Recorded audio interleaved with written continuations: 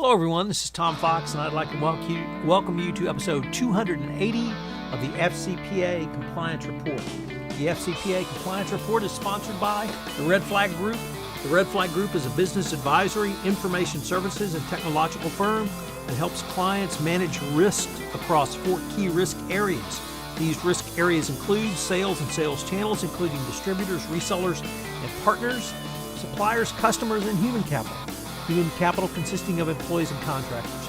You can find out more information at the Red Flag Group's website, which is found at www.redflaggroup.com. If you're attending the SCCE Compliance and Ethics Institute in Chicago, I hope you will drop by the Red Flag Group booth and say hello and check out some of the incredible new technological products and services that the Red Flag Group is offering. I'll be there and I hope to see you there and at the SCCE 2016 Compliance and Ethics Institute.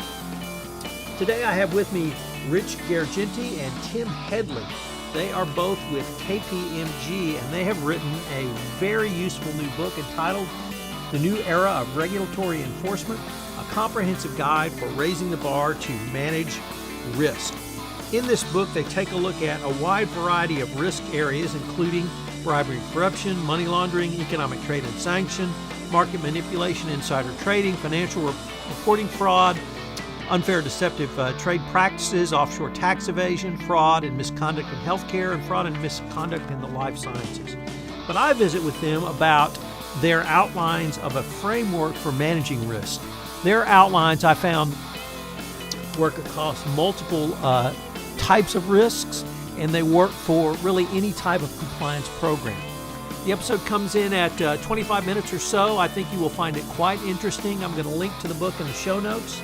And also the individuals gave their email addresses if you want to follow up with them directly. This is Tom Fox, and I'd like to thank you very much for listening to this episode of the FCPA Compliance Report. Hello, everyone. This is Tom Fox, and I'd like to welcome you to this episode of the FCPA Compliance Report. Today, you are in for a real treat because I have Rich I hope I get this right, Gargenti and Tim Headley. They are both with KPMG, and they have written a new book entitled The New Era of Regulatory Enforcement, a comprehensive guide for raising the bar to manage risk. Gentlemen, welcome to the podcast. Thank you. Glad to be here, Tom. So this book, I read this book over the past week, and it is just an excellent guide to a wide variety of regulatory enforcement and risks. As you know, I'm in the anti-corruption risk business, but it's much broader than that. So could I ask you guys, what led you to write this book? Well, let me begin that, and obviously Tim can add to it. I think this past week with the bombings in New York City and New Jersey, and with the celebration or the commemoration of the 9/11 attack 15 years ago, what we've seen over the past 15 years, beginning with 9/11, have been a series of landmark events that have led to a dizzying array of new laws and regulations. And in the case of 9/11, we saw the U.S. Patriot Act and the war on terrorist financing that followed that. A lot of the anti-money laundering regulations and enforcement began after 9/11. So in addition to the speed and volume of these new laws and regulation, we've also had the phenomenon of increased globalization, emerging nations, proliferation of digital data, and we've also seen more aggressive enforcement, new tactics, and more global in nature. And all of this led Tim and I to say that there's so much that has happened over the last 15 years that we'd like to help our clients and others who are in the risk management business to connect the dots, to begin to understand what has happened and what companies, our clients in particular, need to do in order to meet the challenges and to manage the risk that this new era has created. We wanted to provide a more detailed framework that could be applied. There's a lot of different types of guidance that's out there, from the sentencing guidelines to what the different agencies have put out. We wanted to create a framework that would help companies understand what they need to do, what are the various tasks and activities that they need to perform in order to be able to manage not only the risks that have emerged during the last 15 years through the series of events that have occurred, but also to manage specific risks that might emerge in the future, and having that kind of compliance framework available to them and explaining how it might be applied in general and also to specific risks, whether it's anti-bribery and corruption or anti-money laundering, we thought was an important value that we could provide to the readers. I mentioned 9/11 as being kind of a seminal event, but there have been others that have occurred over the last 15 years that have also changed the landscape. Certainly right on the heels of 9/11, we saw the financial reporting crisis, the Enron situation, and what occurred after that is we saw Sarbanes-Oxley pass, which obviously put in a new regime of governance for boards and C-suite executives. With that came additional enforcement.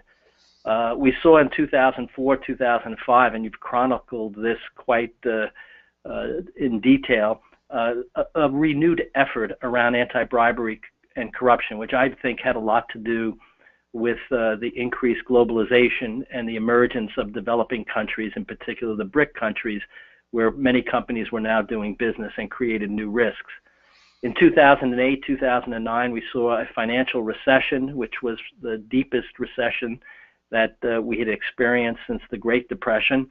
And with that came the Dodd-Frank legislation and other relief measures that also created new laws and regulations, new enforcement powers for agencies such as the SEC and the Commodities Future Trade Commission, the creation of new agencies that had enforcement powers like the Consumer Financial Protection Bureau. And all during this period of time, we've seen fines and penalties that companies have paid increase dramatically, where at one time they were tens of millions of dollars. Today we're seeing tens of billions of dollars in fines and penalties. All of this is a long way of saying that we felt the need to put on paper something that people could read and a guide that they could go to begin to help them manage what is occurring in this new era. Yeah, and Tom, I think Rich did an excellent job of explaining why we wrote the book, but one thing I think I would add to it, the book represents the conversations that we've been having with our clients over the last few years. And we thought it was an opportunity to put all of this thinking and thinking the part of our thinking, part of the KPMG, part of our clients in one place, be able to share with a much broader audience. So Tim, Rich and I are both lawyers, and you are a certified public accountant and a certified fraud examiner. So from that perspective, could you start off and tell us why managing risk is so critical for the corporation today, as opposed to managing sales or managing some other aspect of corporate governance or life? Yeah, I think my perspective is a little bit different because I'm an accountant by training. I've been doing compliance and forensic accounting work for about 20 years.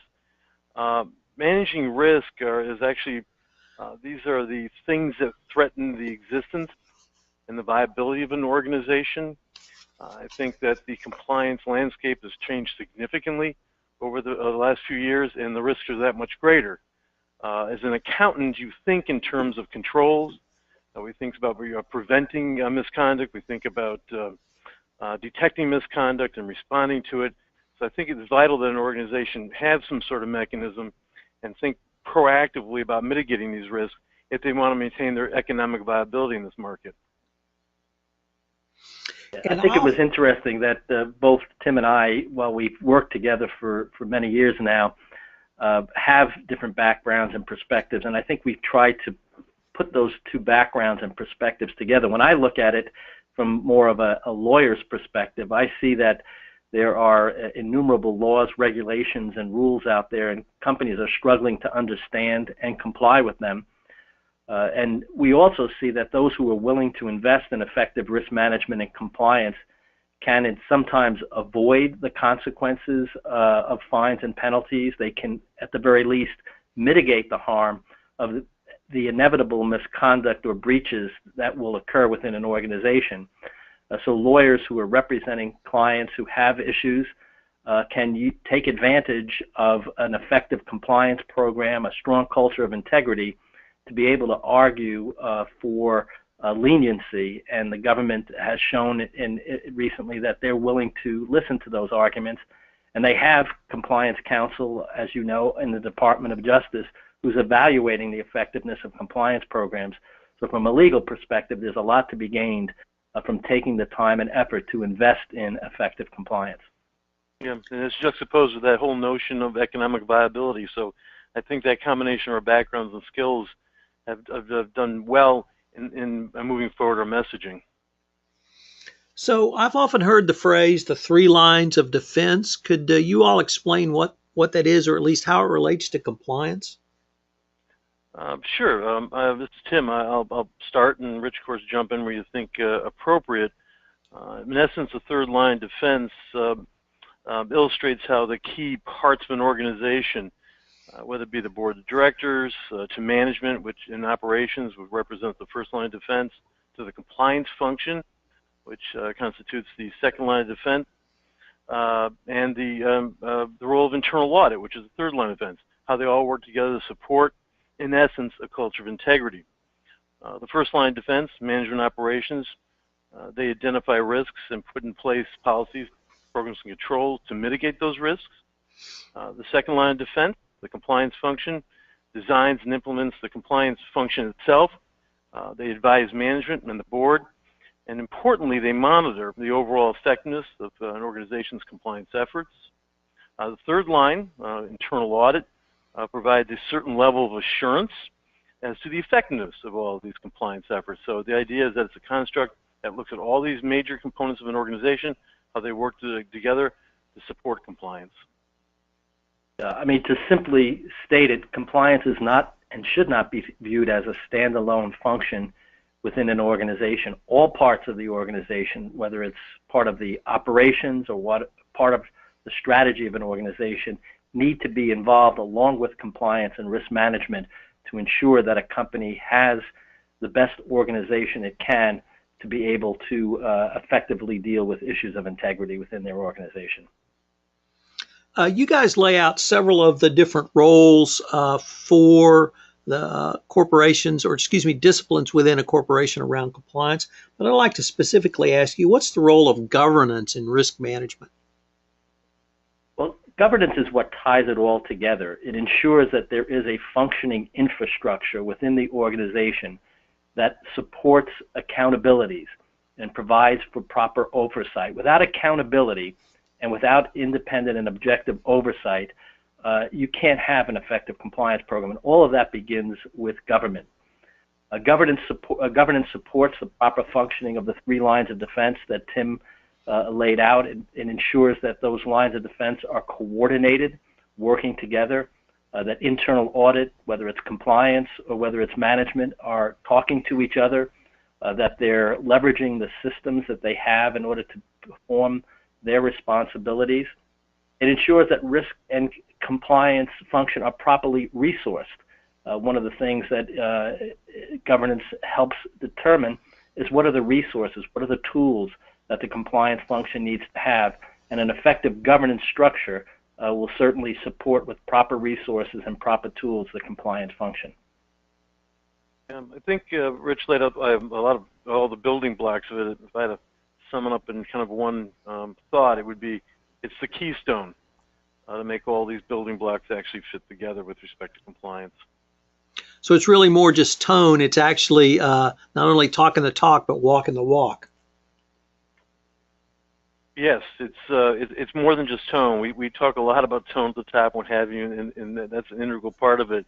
But I think if you look at some of the classic failures in history, on paper the tone looked right, but the people didn't actually walk the talk, so to speak, and that messaging was not believable. Governance is all about making that messaging believable.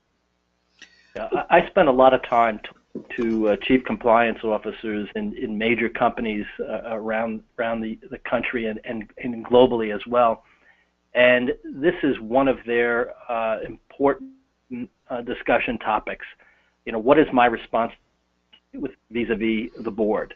How do I make sure that the board the right information so it can perform its function of oversight. How do I relate as a compliance officer to management? What assistance and advice do I need to provide them?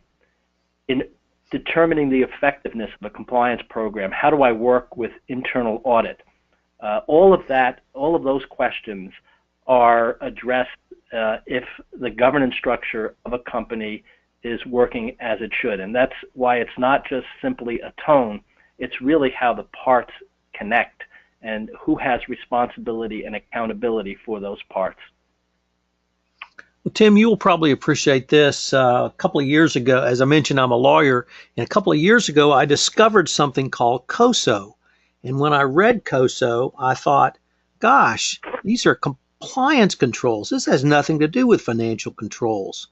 And I was explaining my revelation to a friend of mine at PwC, and he said, if you're a lawyer and you can spell COSO, you go to the front of the line.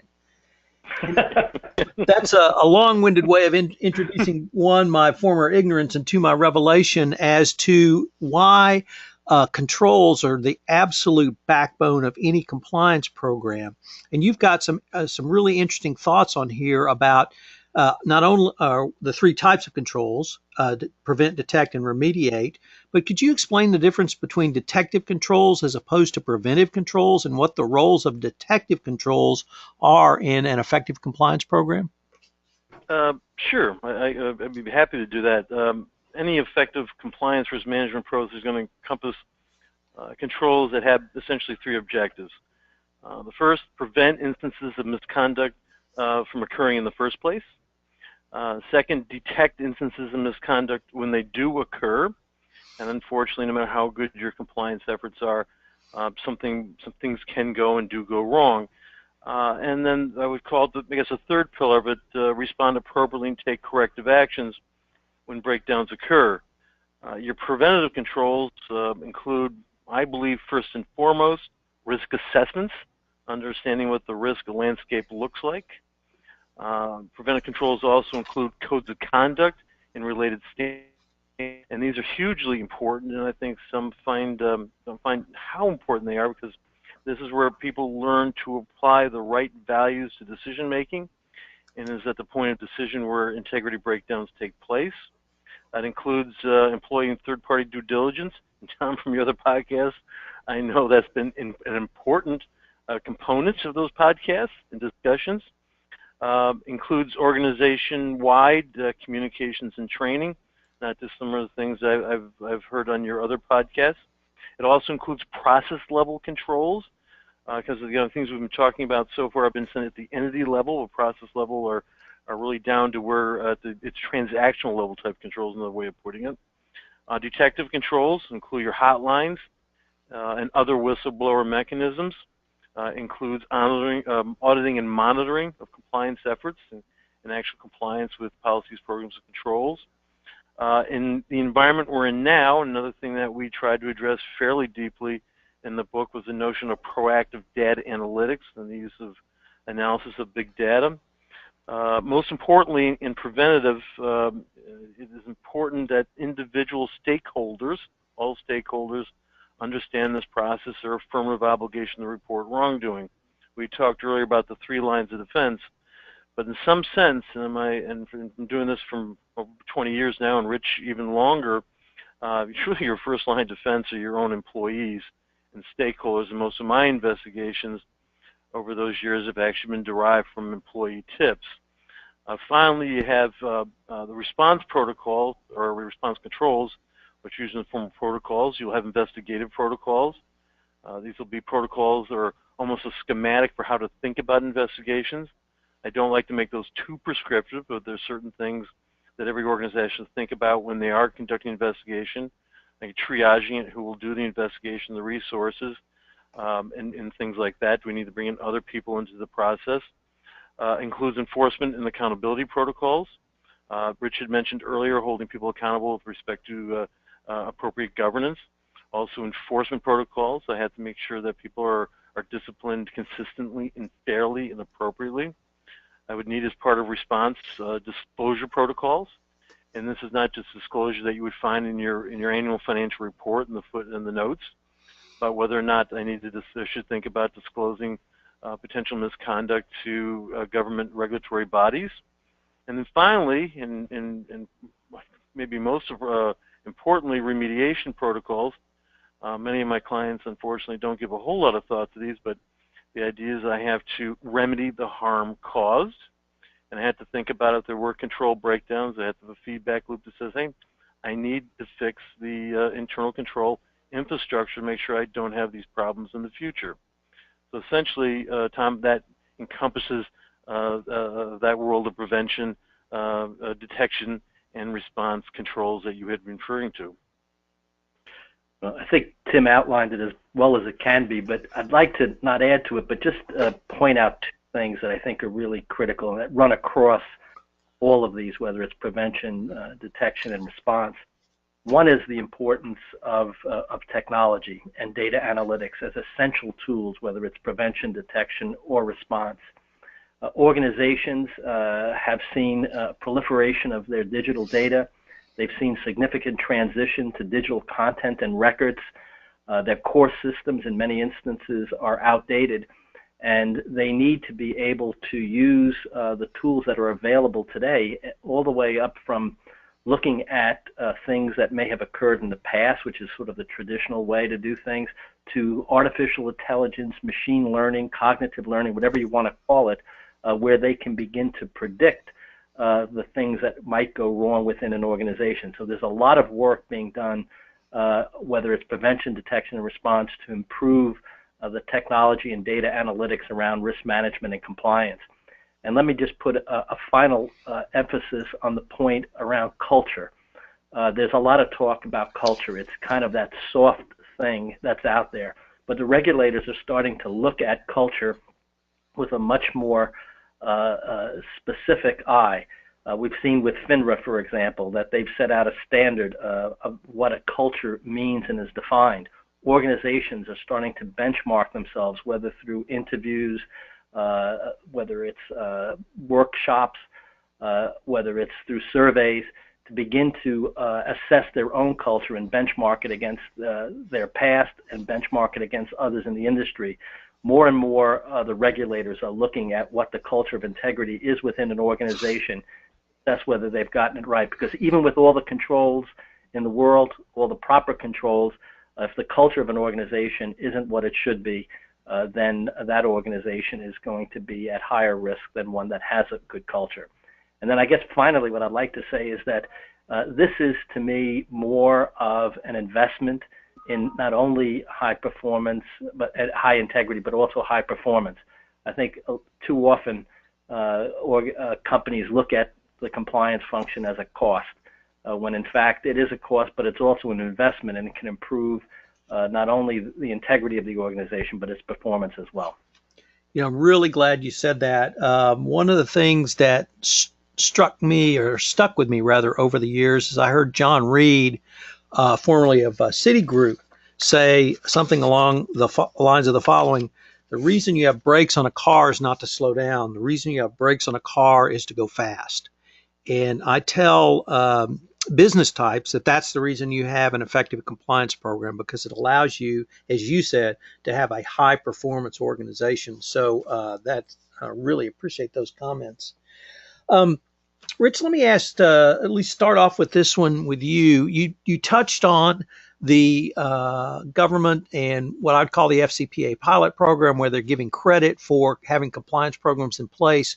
But one of the elements is also doing remediation during the pendency of an investigation, certainly in my FCPA world. You all talk about a remediation protocol, and I don't think that's something that really has gotten as much play as some of the other protocols. So could you explain what that is and how a compliance officer or legal department or a company could use a remediation protocol? Yeah, I think this has been a little bit more of the currency of today, where not only are the agencies like the Department of Justice and SEC looking at internal controls, but they're looking, even during the pendency of an investigation, for what the company is doing to identify the problem or the breakdown that occurred that led to whatever misconduct. And it's, it could be as you and I have just talked about, something in the area of an FCPA violation, but also other forms of misconduct. We've seen it whether it's the LIBOR investigation or other investigations of misconduct within an organization. The government wants to know that you've identified the problem, that you've cooperated with the government. They also want to know that you're prepared to disclose, and they also want to know that you are taking measures to fix the problem. Many of these investigations on the part of the government take years, and they want to know that the compliance function is looking not only at the internal controls, but any weaknesses in the compliance program, whether it's weaknesses as a result of lack of resources, whether it's weaknesses because their risks assessments have not addressed the issues that really have created the problem. Whatever it is, they want to know that remediation efforts are going on, and those remediation efforts will be tested for their effectiveness, and that puts a company in a much better position when there's an enforcement action to be able to argue for and ultimately get some level of leniency where the misconduct has occurred. Yeah, I agree with that. With respect to response, I think the expectation today is that the remediation is going to be real time, rather than wait until all the dust clears and you understand everything that took place as you move along through that investigative process that Rich was mentioning, that you are performing the remediation in real time and not waiting until completely after the fact. You understand all the facts and circumstances, move completely through the disposition of the investigation, but during that process, you are remediating.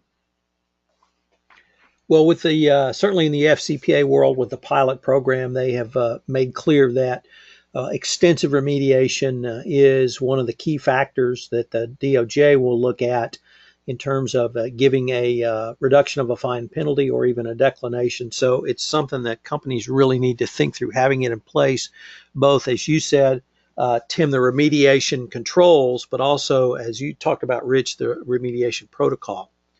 So, gentlemen, unfortunately, we're near the end of our time, but I was wondering if any of our listeners wanted to reach out to you, could they do so? And if so, could they email you, and how would they do it? The best way would be through email.